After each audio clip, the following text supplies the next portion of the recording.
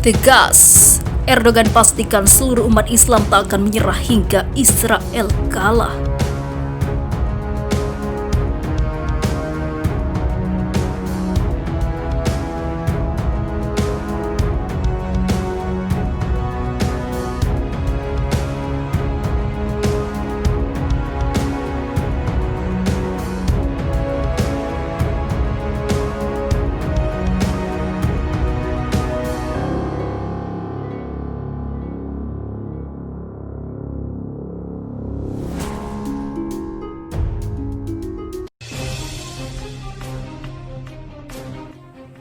Para menteri Turki bersumpah akan memobilisasi kekuatan yang mereka sebut umat Islam untuk melawan langkah Israel yang akan menganeksasi atau mencaplok beberapa wilayah tepi barat Palestina.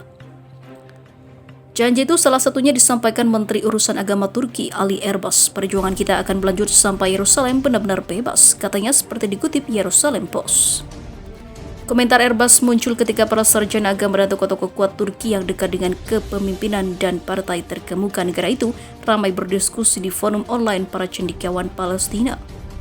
Erbas mengatakan bahwa Yerusalem adalah nilai universal, peradaban Islam memiliki ingatan akan pengetahuan dan juga nilai-nilai sejarah dan bahwa tidak pernah mungkin bagi Muslim untuk menyerah atas kota yang diberkahi, ujarnya.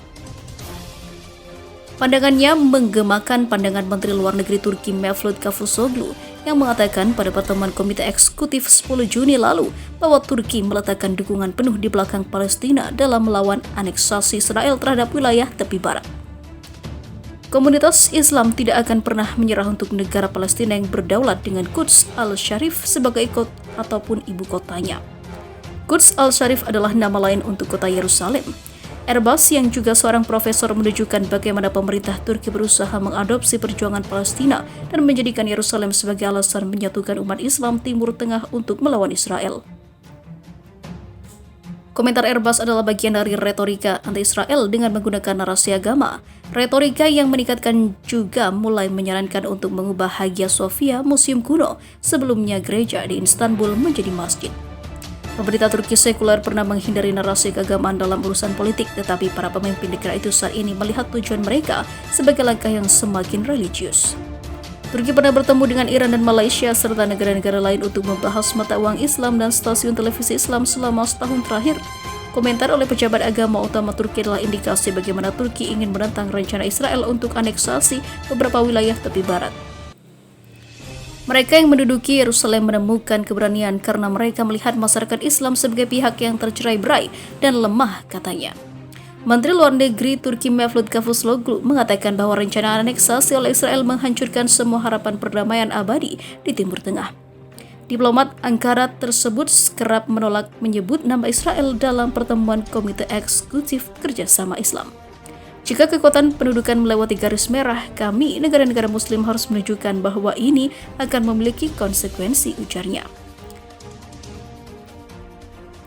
Sebelumnya, setelah Presiden Amerika Serikat Donald Trump mengumumkan keputusannya untuk memindahkan kedutaan Amerika Serikat dari Tel Aviv ke Yerusalem, Turki menjadi tuan rumah pertemuan negara-negara Islam untuk mengkoordinasikan upaya melawan kebijakan Amerika Serikat dan juga Israel.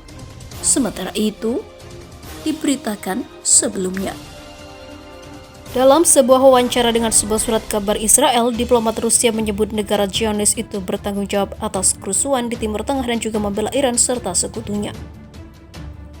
Masalah di kawasan Timur Tengah bukanlah aktivitas Iran dan Duta Besar Rusia untuk Israel Anatoly Viktorov kepada Yerusalem Post yang kemudian dibagikan oleh kedutaan Moskow di Tel Aviv. Ini adalah kurangnya pemahaman antara negara dan juga ketidakpatuhan terhadap resolusi PBB dalam konflik Israel-Arab dan juga Israel-Palestina. Ibunya seperti dikutip dari Newsweek pada Rabu 9 Desember. Israel terus saja mencaplok wilayah dan juga menetap di seluruh wilayah yang dianggap wilayah Palestina oleh PBB. Kekerasan antara kedua belah pihak telah menghalangi upaya perdamaian selama beberapa dekade. Meskipun perselisihan antara Israel dan Iran bersama dengan mitra pro-Palestina seperti gerakan Hizbullah Lebanon telah diutamakan. Tetapi Viktorov menepis kekhawatiran Israel terhadap rencana Hizbullah seperti infiltrasi dan juga serangan roket. Sebaliknya, ia menunjuk ke operasi reguler Israel terhadap kelompok itu dan aset Iran lainnya yang dicurigai di negara-negara seperti tetangga Suriah. Israel menyerang Hizbullah, Hizbullah tidak menyerang Israel, kata Viktorov. Dengan alasan tidak ada bukti, Hizbullah menciptakan terowongan yang ditemukan Israel di sepanjang perbatasan utara yang diperebutkan dengan Lebanon. Newsweek baru-baru ini berbicara dengan pejabat Israel dan Hizbullah yang mengatakan mereka siap untuk kemungkinan konflik lain di antara mereka karena ketegangan memuncak menanggapi serangan Israel di Suriah. Misi Damaskus untuk PBB menyatakan kepada Newsweek bulan lalu bahwa negara-negara terutama anggota tetap Dewan Keamanan PBB harus melawan agresi semacam itu. Viktorov mengindahkan keseruan itu. Dia mengatakan Israel tidak boleh menyerang wilayah kedaulatan anggota PBB. Dia mengakui bahwa Israel memberi Rusia pemberitahuan sebelumnya sebelum serangan semacam itu karena kondisi ataupun koordinasi adalah tentang keselamatan militer Rusia di Suriah. Tetapi ia menekankan tidak mungkin kami menyetujui serangan Israel di Suriah, tidak pernah di masa lalu dan tidak pernah di masa depan. Dinamika antara Rusia, Iran, dan Israel terbukti kompleks di Suriah.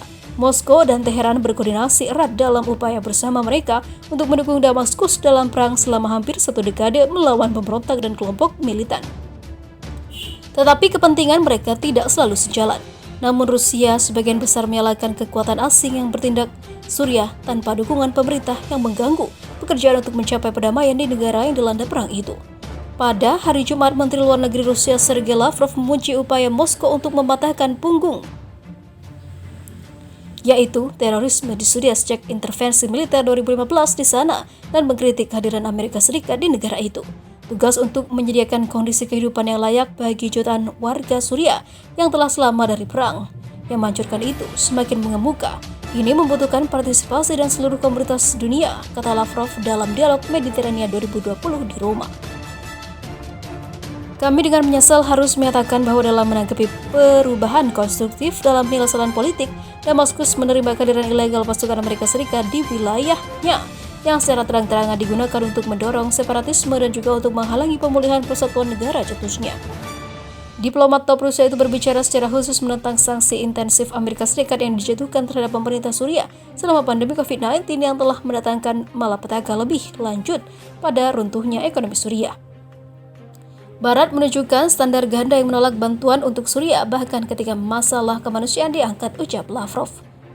Di tengah pandemi, Barat berpegang teguh pada kebijakan ekonomi yang mencekik Suriah, imbuhnya.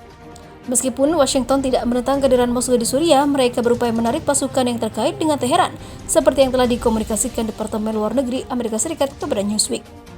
Sikap oposisi pemerintahan Presiden Donald Trump terhadap jejak Iran di Timur Tengah adalah salah satu alasan yang dikutip untuk kepergian sepihak Gedung Putih 2,5 tahun yang lalu dari kesepakatan nuklir 2015 yang ditandatangani oleh dua negara, bersama dengan China juga, Perancis, Jerman, dan juga Rusia dan Inggris. Kesepakatan itu memberikan keringanan sanksi internasional kepada Iran sebagai imbalan untuk menyetujui secara substansial mengekang program nuklir yang dibantah oleh para pejabat Teheran yang dimaksudkan untuk menghasilkan. Tetapi skeptisme terutama dari Amerika Serikat, Israel, dan juga monarki Muslim seperti Arab Saudi terus menyelimuti niat Iran.